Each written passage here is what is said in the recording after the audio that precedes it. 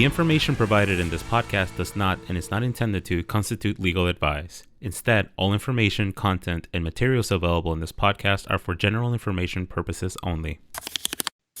All right. Welcome to another episode of SME and You, where we at Athliance bring on subject matter experts to talk about all things that impact student athletes, not only in the world of name, image, and likeness, but just in the world of being an athlete. And I'm really excited for this podcast because not only are our student athletes going to learn, I'm going to learn, because today's topic is about cryptocurrency and Bitcoin, something I know very little about. So I'm going to ask these questions in a way to my man Dante Cook on the line, in a way that probably everyone needs it asked because we have no idea about what's taken place. And I think this is an important one because as student athletes come into a little bit of money with their name, image, and likeness, they're going to have the opportunity to invest and set up for their future. And what a better way than to learn about cryptocurrency and Bitcoin. So I am joined by Dante Cook of Swan Bitcoin, a company in the Bitcoin space that is doing great work. So Dante, thank you for joining us. Pete, I appreciate you having me on here, man, and the platform that you're building. As a former college athlete, man, I don't think that there was a lot of resources out there like what Athliance is putting together. The compliance director used to just come in, have one meeting in the preseason, right, and then just be gone for most of the year until someone got in trouble. So I think it's really cool what you're building and how you're trying to educate athletes and what they're doing. Well, I appreciate that. And we would not be able to educate athletes on really anything without people like yourself. But you brought up a good point. You actually were a college athlete. Talk to me a little bit about your background and, your life in college, and then what led you to working with Swan. Yeah, awesome, man. I was the dumbest guy at the College of William and Mary, small Division I school out of Virginia. I went there as a running back, kind of an athlete, and ended up becoming an all-conference linebacker there. I was there from 2008 to 2013. And so we had some really good teams in high school. I also played with some good athletes, some Super Bowl champions and people that you might know of. And while I was at William and Mary, I actually played with 14 guys that are in the league. And so in my time there, we had a lot of success. We built a great program there, not only that pursues athletics, but also academics, with it being the second oldest university. And athletics has just been a huge part of my family. My father-in-law actually went to William and Mary. My wife's family, they're much better athletes than me. When we hang out, I pretty much just hold the clipboard. My wife was an athlete at the University of Louisville. She has a sister that was also played basketball at Missouri. Youngest one just graduated from Liberty. Another one ran track at Liberty. Another one's a Hall of Famer at the University of Georgia. So we're just kind of all into athletics all the time. And so our three kids get to be around a lot of sports. And the oldest one I forget is a college coach at Lehigh University, and also played at William and Mary. But man, when I was in school, like they tell you, right, athletics is not forever.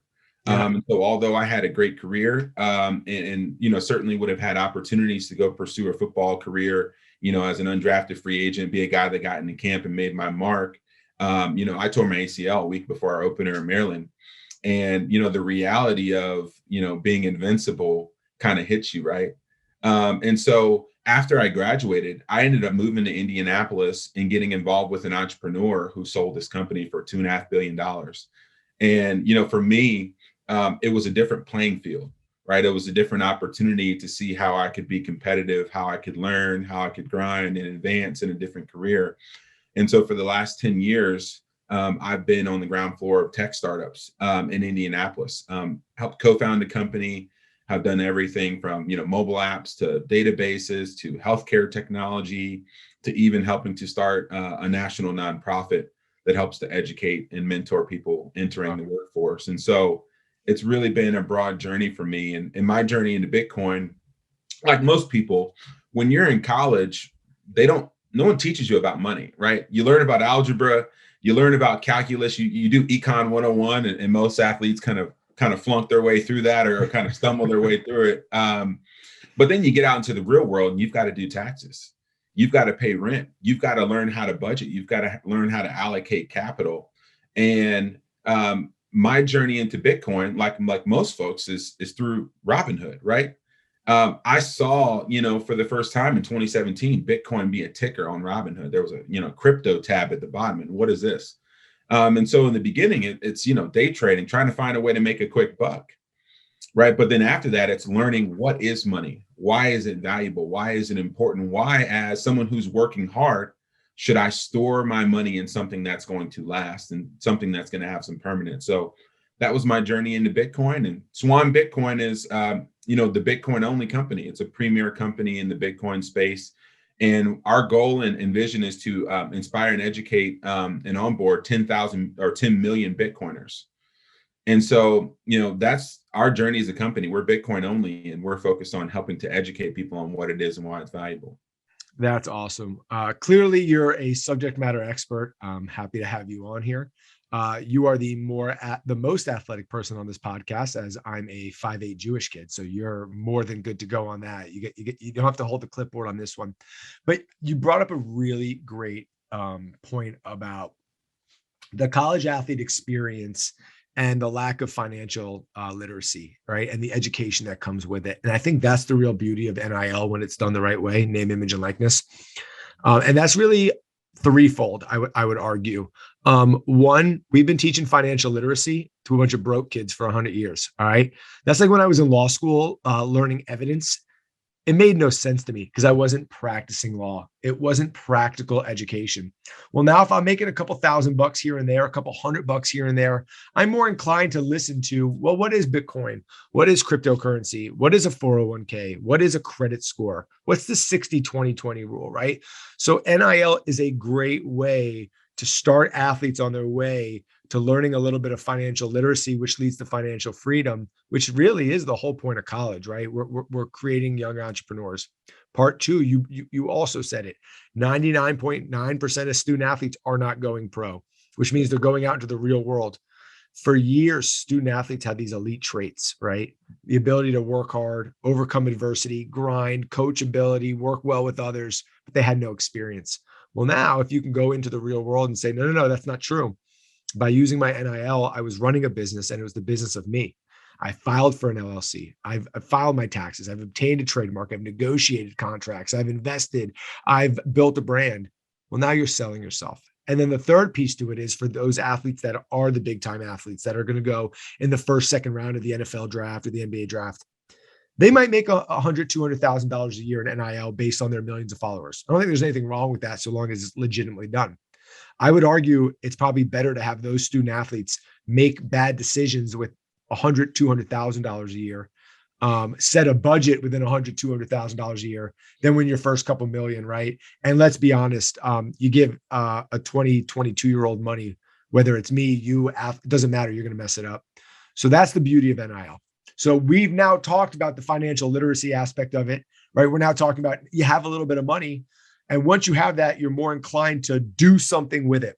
And I think a lot of these athletes, like myself, have heard so much talk about Bitcoin and cryptocurrency. So I want to talk a little bit about that.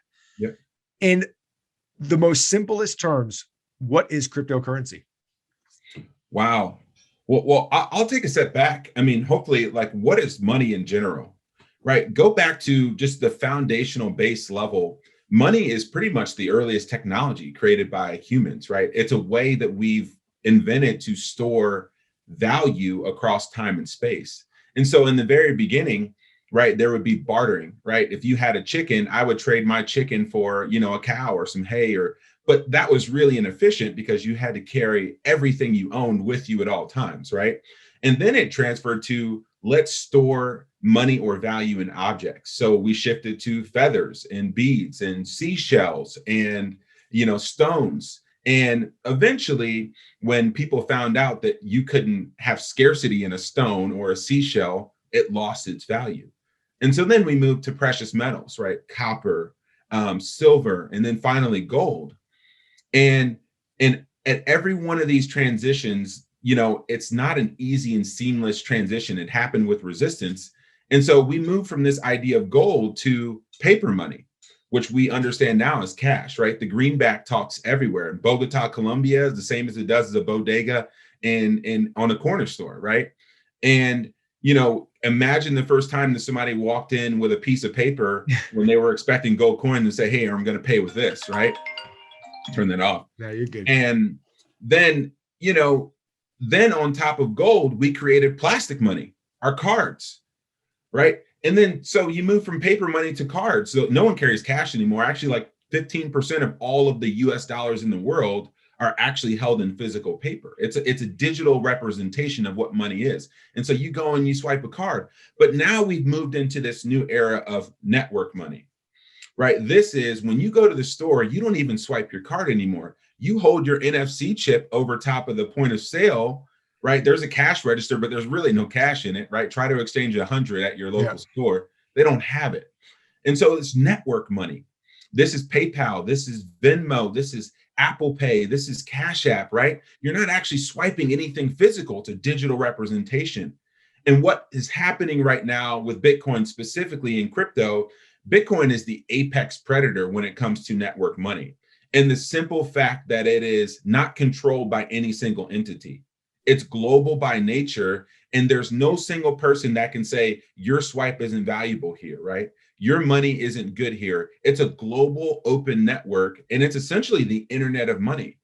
If I told you today to go and try to stop the internet, where would you start, right? That's the Bitcoin network in essence, and that's why it was a computer science revolution. And I think about this thing of money, and we get to this whole thing with crypto right now. I think about that scene in Charlie and the Chocolate Factory where Grandpa George goes up to him and he goes, there's plenty of money out there. Like, they print more money every day.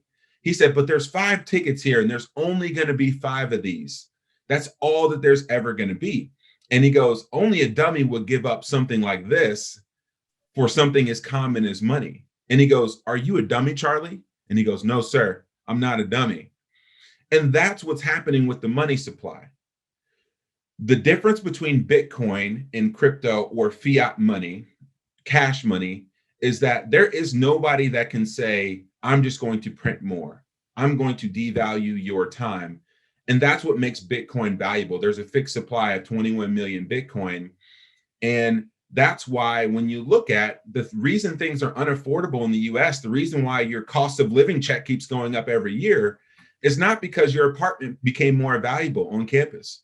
It's because the money that it's denominated in became more ubiquitous, right? There's more dollars printed. So the more money that's out there, the less value that individual dollar has, which is why our cost of living continues to go up. Yep. But that can't happen with Bitcoin, because what you're saying is you can't print more Bitcoin. You can't mine more Bitcoin. There's always going to be 21 million Bitcoin out there. So it's fixed, it's finite. And I have to say, I have been searching and scouring the web to get the best example of why Bitcoin is valuable and why it's great. Your example of Charlie and the Chocolate Factory is the best I've seen so far, and that makes sense. If you can't print more of it, you can't make more of it. It means it's always going to not only hold its value, but it's actually going to increase in value. And I think that's important. And I want to keep going on this topic, and it's fine that this is a longer video, because I want to also learn a little bit about why we talk about the finite amount and the increase in value. But talk to me a little bit about why and how that also impacts the market of Bitcoin right now. Obviously, it's a little less valued than it was a couple months ago. With stocks in the stock market. Can you talk a little bit about that and how that doesn't necessarily impact the long-term longevity of Bitcoin? Yeah, well, I'll give you 2 things there. I mean, technology itself, Bitcoin is a technology. It is just like the internet, and how in the very beginning of the internet, right, there's always these cycles that new technology goes through, right? At the beginning, they said, well, it's for criminals. And then they laugh it away and they say, no one's going to use it. Hey, Dante, can I cut you off on that? As someone who used to be a criminal defense attorney before getting into Affluence, that is exactly what we all said, and is exactly what we all thought. It's for money launderers. Mm-hmm. So you are correct. That is absolutely what was said. And it's funny how when things first come out, everyone puts a negative spin on it. And it's funny to see the transition over the last 6-7 years, but please continue going. I mean, that is the stage of how these evolutionary technology transitions happen. And so even with the internet, right, when Amazon came out, there's a famous letter that said Amazon.bomb, right? And everyone said, you'll never be able to buy anything other than books with Amazon. And I think we can all agree that's a lie, right? No one will ever put their credit card information online. It's going to get stolen. It's not going to be safe. And then now we would look back and say, that's crazy that we didn't shop on the internet. And so over time, technology not only becomes more widely spread, it becomes deflationary. And so what that means is a perfect example. When I grew up, you guys don't even know about this. There used to be Virgin Mobile stores. You guys have heard of Richard Branson, but none of you young guys have ever been to a Virgin Mobile store or a Sam Goody store at your local mall. Sam Goody, look at you. Sam Goody, there. But you used to have to go into the mall, grab your favorite CD, scan the barcode on the back to hear a preview of the songs. If you liked the songs that it had, walk up to the register and pay for the CD for $15. Oh, you're going even crazier. For you all out there, to get your music, you used to have to buy a disc and put it into your car, and it would have 15 to 18 songs on it. And when you were done with that disc, you had to put another one in. There was no streaming music. Yeah. And you're 100% right. 100% right. And that's what technology does. So now for that same $15, that one CD, that one artist, I can stream an unlimited amount of music for basically for free, or for $15 a month, whatever music I have forever and all time. Your iPhone, it used to cost thousands of dollars to get a camera of this quality. Even go back to an older iPhone. If you took a picture with your iPhone 5 and held it up to your iPhone 12, the quality is not even comparable. Yep. And the ability to store those photos over time is now like, well, I don't hit my gigabyte limit on my phone to store as many photos and videos as I like, right? And so technology over time, you get more for less. So, right? So you've done a great job giving us an intro into Bitcoin and its relation to the history of money. That was very powerful. Can you talk a little bit about what Bitcoin actually is? Yes. So Bitcoin is a peer-to-peer currency that allows anyone everywhere in the world to access basically a Swiss bank account in your pocket. So in all places around the world, we live in the United States and we're fairly privileged, but in Nigeria, in Africa, in Ukraine, or in other places where, let's say that you have authoritarian rulers or different government regimes, right? You're not allowed to have a bank account. You're not allowed to own property. On the Bitcoin network, anyone anywhere with access to the internet can get access to property that is theirs, that is maintained on this network. That's why when you hear the word blockchain, right? Blockchain in terms of Bitcoin is just a ledger. Every 10 minutes, every transaction on this network, this global network, is being posted for everyone to see everywhere, right? Now, I don't know that it's a transaction happening between you and me, Peter, because there's just a wallet address. It's just a string of long numbers. But what it's confirming is, hey, this thing happened in history. No one can rewrite it. No one can change it. No one can rewrite the record books, as they like to say, or the history books, right? That transaction that happened is posted onto the blockchain. And that blockchain, not your bank, verifies that you, Peter, have access to this property. You own this and nobody can take that away. That's a revolutionary concept. So there's a unique transparency involved with using cryptocurrency and Bitcoin by using blockchain technology. Is that what you're saying? That's it. Awesome. That's correctly right. And so blockchain means that every 10 minutes, every person in the world, the reason why your bank closes at 5 p.m., right? Your bank is only open from 9 to 5. It's crazy the fact that I want to send somebody money on the weekend and I can't do it. And the reason that happens is because every night at 5 p.m., your bank account, not physically, but your bank calls another bank and says, hey, was Peter good for this $10 transaction he made at Chipotle? And the other bank says, yes, he's good for that. He asked the $10. I'm going to send that over to you tomorrow. That's why when you swipe it, like it says it's pending in your account, but the money didn't actually move. And so what's happening in Bitcoin is that's happening in real time, 24/7 across the globe. and there's no bank calling another bank at 5 p.m. Does that actually lessen the ability for fraud? It actually lessens the ability for fraud. Actually, regulators and prosecutors say, if you want to commit a crime, I want it to be on a keyboard so I can track you and find you down. It's much harder to track a bag of cash than it is a Bitcoin transaction. And again, with my previous job, correct. All right, so I understand Bitcoin a bit more, blockchain. I want to get more into the finite amount of Bitcoin. You had mentioned there are 21 million Bitcoins out there. Does that mean you have to own a full Bitcoin? Is there a breakdown? What are the ways that I can invest in Bitcoin and have a little piece of the 21 million to myself? Give me some of the terminology and what that looks like. Yeah, so 21 million, the issuance of 21 million Bitcoin won't happen until roughly 2140. So right now, there have only been 19 million Bitcoin. There have been 19 million Bitcoin minted, and there's only 2 million left, right? So that window is closing. There's an opportunity for everyone to get in and get involved. But just like you can on Robinhood, back in the day, people think that you can't invest in Bitcoin because they say, oh, the price of Bitcoin is, $30,000. I don't have $30,000 in cash in order to invest in Bitcoin. Just like the price of a share of Amazon is over $2,000. Well, I don't have $2,000 to buy a full share of Amazon. But when you go on Robinhood, you can invest $5. You can invest $10. You can invest $20. Bitcoin is divisible, meaning that you can buy a fraction of a Bitcoin.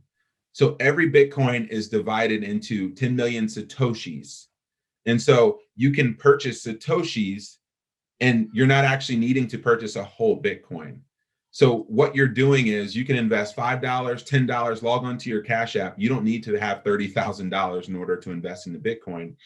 And so one of the things that you can do, specifically through services like Swan, what we say is dollar cost average, right? Set it and forget it. The richest people, when you look back in the history books, if you look at Vanguard or you look at Charles Schwab or TD Ameritrade, when they go through their books, the people with the highest balances, the people that are the richest in their accounts, are the people that died and never sold, never traded. They just bought over time without any emotion being in it, knowing that the value of what they're investing in is going up over time, and they didn't trade it. They didn't get out of it. They just bought and they died and they went away, and someone looked at their account and said, this guy is one of the richest people ever. So I believe the phrase the kids use now is diamond hands, right? Diamond hands. Yeah. I know a little bit, right? Where did they come up with the phrase Satoshi? Well, the phrase Satoshi, that's a great question, Peter. Bitcoin is a little bit different than crypto. And this is one of the key reasons. So in every crypto project that you see out there, whether it be Ethereum with Vitalik, right? They're probably the most well-known. Some of the creators and founders of Solana or OpenSea, right? Some of these platforms that you may invest in NFTs on or using some of these other crypto technologies, you always know who the people are, right? There's an entity of people, effectively a company or a corporation that issued shares or issued tokens that we can utilize and invest in. Bitcoin is different, fundamentally different. It's sort of like the Immaculate Conception, right? In a way that this thing happened at the right moment in time. Satoshi Nakamoto is not a person. This is a pseudonym. It could be one person, it could be a group of people, but these people, posted on an internet forum in 2008, hey, I think that I've solved one of the hardest problems in computer science history. And of course, everyone laughed them out of the room, right? No one believed it. But January 3rd, 2009, this person or this internet, the pseudonym Satoshi Nakamoto posted the original code to Bitcoin and said, hey, this is now live. This is available. Everyone out there can use it. And he fixed some bugs. He worked through some issues for the next couple months. But then this person, Satoshi Nakamoto, disappeared. No one knows who Satoshi Nakamoto is. Nobody knows who created Bitcoin. There's no person that is at the beginning of this network anymore. So let me break that down in a little bit of layman's terms. So one of the positives to Bitcoin is there's less of the ability to manipulate it and to basically um, create or do fraud within it, because it's not a single sourced currency, if you will, right? And then what separates it from others is the way you kind of described other cryptocurrencies is it's more like issuance of stock and shares, right? If I'm a company, I issue stock to employees and other people can buy stock, but a majority of that stock we hold within the company, we own it. We can decide what to do with it, and we can kind of determine the value from there, right? So there could be manipulation, and you're not really owning what you think you own, where with cryptocurrency, I'm sorry, with Bitcoin, it's quite the opposite. Did I say that correct? That's 100% correct. Okay, I'm learning here. All right, I'm learning. I'm almost ready to put my first $100 in Bitcoin right now. Sure.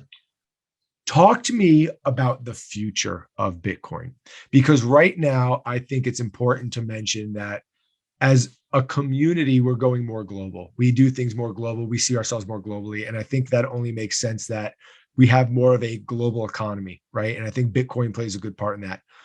Talk to me about the future of Bitcoin, the future of being able to make purchases with Bitcoin. Is it going to be its own type of credit card? What do you see as the future of Bitcoin in the next 5 to 10 years? Wow. A lot has happened even in the last 5 years, in the last 2 years. I think our world certainly has changed with COVID. A lot of you as athletes right now, when we're recording this, have had your summer workouts change. Maybe you weren't allowed to come back to campus. Maybe you had to work out from home. Maybe when you went back home, your parents no longer have to go into the office anymore, right? Because they're working remotely or they're doing other things. We now live in a global world, a virtual world. And so we need a currency, and we need a digital currency that's native and global to the world. Think about this, right? If let's say that maybe you come from an immigrant family, maybe you right in Miami, right, where you are, there's tons of immigrants that come to Miami from across the world. Maybe they're working here in the United States and they're sending money back to Guatemala, or they're sending money back to El Salvador, for example. If you walk through that process with the United States dollar, maybe they're working and they're collecting a paycheck in United States dollars. They send that money back to El Salvador for their family, and Western Union takes 10%. Then the person who they sent it to in El Salvador has to go to an ATM that's also going to take a 3% fee. And then let's say their grandmother was that person. Their grandmother has to go back through town through miles and walk past all of the gangs with this physical cash, and the gangs are going to take 15%. So now this money that you sent, of that dollar that you sent back, only 60% is making it into the pocket of your grandmother. Now let's contrast that with Bitcoin. I can set my grandmother up with a Bitcoin wallet in El Salvador or anywhere else in the world, send them money over the Bitcoin network, and they're going to receive it in their wallet in real time with no fees being taken out. And they're going to own that asset. Bitcoin is the first truly global currency that if you all are going on spring break and you're going to another country, let's say you're going to Mexico, let's say you're going to another jurisdiction, you're going to Spain, right? You don't have to worry about currency conversion. You don't have to worry about, is all of my money going to make it? You're not going to have to worry about, will someone at this local store be able to accept my currency? Because with the Bitcoin network, you truly can move in and out of dollars and into other currencies, and it happen in real time and be zapped across the world. So that's what's happening right now in terms of Bitcoin and your ability to use it across the world. Where do I see it going in the next 5 to 10 years? This is a really important thing, because I don't think a lot of people truly understand how fast technology happens. The iPhone was released in 2007, right? This thing is not even 15 years old. I was just graduating high school in 2008. I didn't have a cell phone until 2005. That's incredible, right? And now this piece of technology is something that we can't live without. Right? Think about this. The city of New York just removed its last payphone. I bet you 99% of the people that are going to listen to us or watch this had never used a payphone before in their life. Have never used a payphone.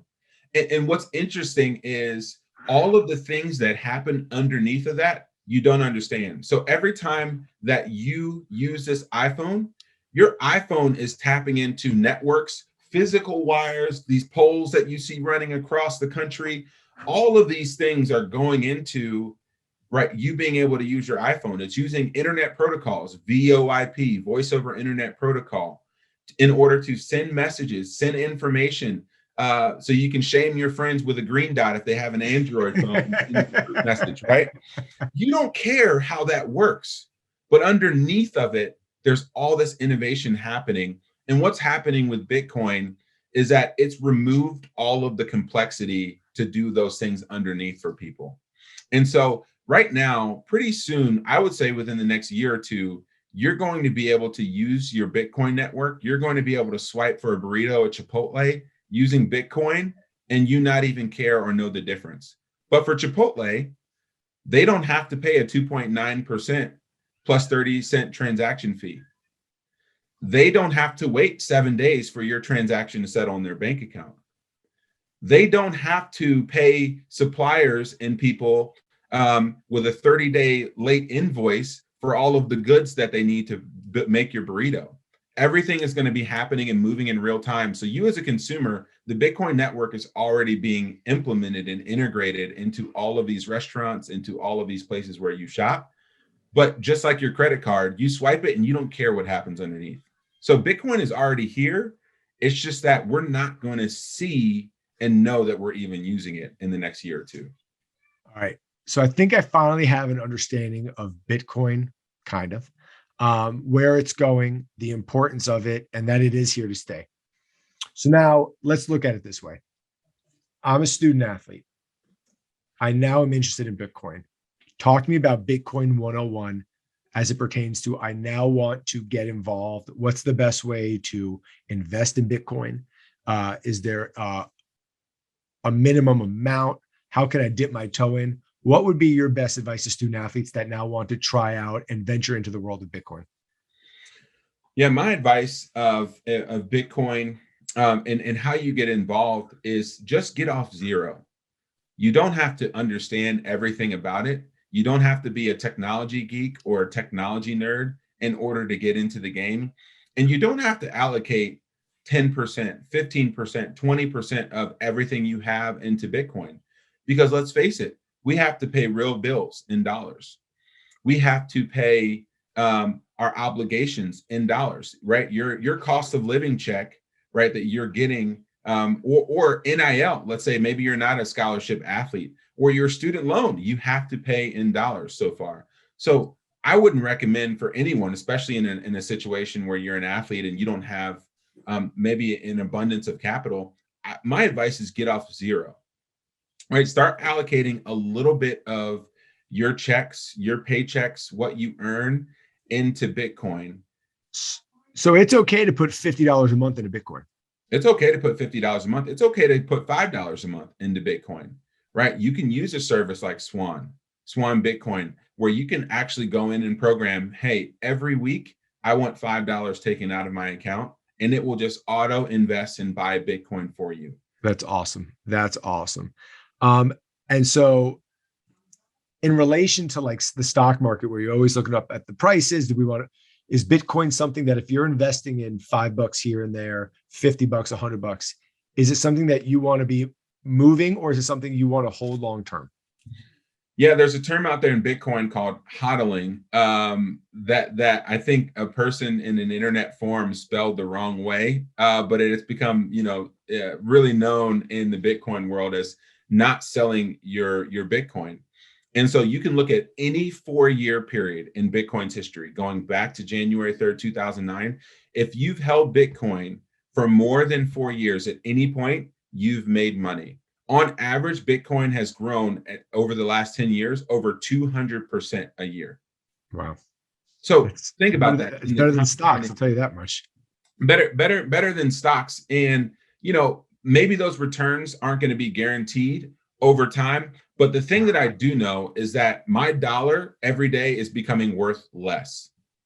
Every time you go to the gas pump, every time you shop at the store, every time you get a new tuition statement from your university, that dollar that you're spending is becoming worth less and less and less. And Bitcoin is our hope for the future, where the things that you have are going to be worth more and more and more over time, because there's a fixed issuance, there's a fixed supply. And the last thing that I want to put in with athletes, there's this term in Bitcoin that's called proof of work, right? I'm going to be starting a podcast called the Proof of Work Podcast, where I'm just interviewing world-class athletes and Bitcoin experts to talk about this idea of proof of work. And so as an athlete, right, you put in so much time, so much sweat, so much sacrifice. You suffer and you do hard things in order to build a valuable and scarce skill set, right? No matter if you've played high school football or high school basketball or some other sport, right? You've had to go through and endure hard times, setbacks, and you've output energy and effort into your craft, into your team, into building your skills, right? What would it look like if somebody could walk in and at the push of a button, devalue all of the hard work and time that you've built into winning a championship with your team?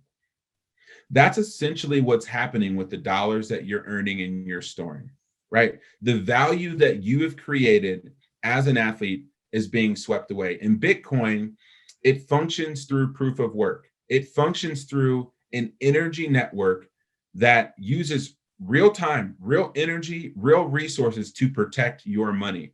That's a really valuable thing that we can dive into another time, but I think it's really critical for athletes to understand, because we are people that put in the work in order to protect our value and our brand. Yeah. One of the last things I want to touch on is kind of what you just brought up, which is you mentioned the energy. Can you talk a little bit about that and what you mean by it? Yeah. So the Bitcoin network is secured not by nothing. The Bitcoin network is secured by literally millions of computers around the world. It is a global computer network that works 24/7 around the clock to defend your money, right? There isn't a bank guard, right, with a machine gun standing outside of your local bank to protect your money, right? There's a network of computers that are using energy all around the world. They're consuming electricity and solving complex math problems on your behalf to secure your money in your network. And the cool thing about this is, right, they say money never sleeps. Well, actually it does, right? In the real world, right? We talked about the 9 to 5 with your bank account. Your money actually goes to sleep. When you swipe your card, it's actually sleep until the next day when the transaction can actually go through. With Bitcoin, this energy network, right? A bunch of these computers around the world that can be hosted by you or anyone anywhere else, right, is securing your money for you. Awesome. Awesome. I feel like I got it. I feel like I have the understanding of Bitcoin that I've been searching for such a long time. And what a powerful and awesome educational piece and really talk you just gave us. Tell the audience a little bit about Swan Bitcoin, why you all are the preeminent Bitcoin leader in the space, and where people can find you and how they can find Swan. Yeah. So Swan Bitcoin, I mean, truly, the reason why Swan Bitcoin is, probably the leading brand in the Bitcoin space is because we focus on education. You can go online and you can search on Swan Bitcoin's blog anything and everything that you'd want to learn about Bitcoin. And just like I tried to break it down today to you in layman's terms, we make it simple for everyone from the computer nerd to your grandmother to understand Bitcoin and understand why it is the future of money, to understand why it will become the next thing in our evolution of money that we talked about. And that's why Swan Bitcoin is the premier company in the Bitcoin space. And truly, our team is here to serve. Our team is here to help. And so if you want to come and just sit in and learn from Bitcoin experts every day, we do a spaces on Twitter every day called Cafe Bitcoin, where people just come in at 10 a.m. to 12 p.m. Eastern and just literally sip coffee and talk about Bitcoin. And people from novices all the way to the greatest experts in the space just talk about current events. They talk about issues and they break it down really simply. If you wanted to, have a conversation with me or any other thing about what other athletes are getting into Bitcoin, right? I'm going to be posting a podcast on, it's called the Proof of Work Podcast.com that you can go to, where you're going to see firsthand interviews with athletes, people that you would know, people that you're going to be watching on TV, or college athletes or other things, that we're just talking about Bitcoin. And we're talking about the energy and effort it takes to build something truly valuable and scarce. So you can reach out to me on Twitter at Dante_Cook1. You can follow us at swanbitcoin.com and create your own account. And we'll make it really easy for you to just start investing in Bitcoin for $1, $5, $10, right? You can just get off zero, and it's a really easy and approachable way to get involved in the Bitcoin. Dante, that was awesome. We've done a few podcasts here, but this was so enlightening. You really were able to summarize and conceptualize a space that a lot of people have heard about, but don't fully understand. Yet they wanted to know the value of Bitcoin. So I can't thank you enough. This has been another great episode of SME and You, Bitcoin edition. Check us out. Keep following us, keep listening, and let's go make some money, student athletes, but let's do it safely. So that's us signing off, and have a great day, and look forward to future episodes, and make sure you give my guy Dante a follow. So take care, everyone, and have a good one.